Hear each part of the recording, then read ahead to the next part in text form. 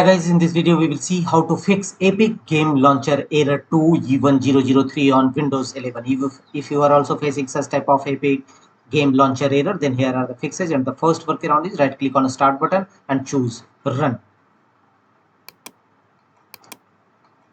In run dialog box, type the command %local app data %. Click on OK. Clear Epic Game Launcher caches folder. Here scroll down and look for Epic Game Launcher folder. Open it. Here open saved folder,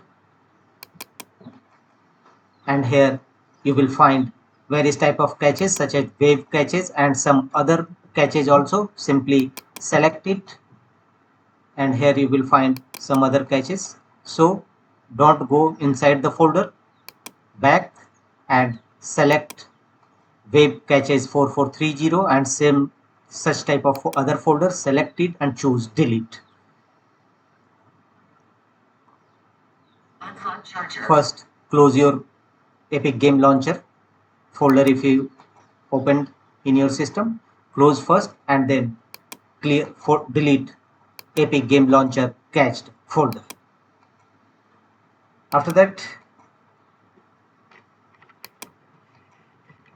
close the windows and check whether your Epic Game Launcher error resolved or not. If not, go to the net fixes. Again, right click on the start button and choose run dialog box. Here type ncpa.cpl. Click on OK. This command will open all your available network connections, either Ethernet or Wi-Fi. Choose as per your system and right click on it and choose properties. Here this connections uses the following items. Here select Internet Protocol version 4, IPv TCP 4. Select it and choose properties. Here use the following DNS server address. Make the check against this option, and under preferred DNS server type 8888 and alternate DNS server 8844. This is Google DNS server, so change your DNS server with Google DNS server of your network connection.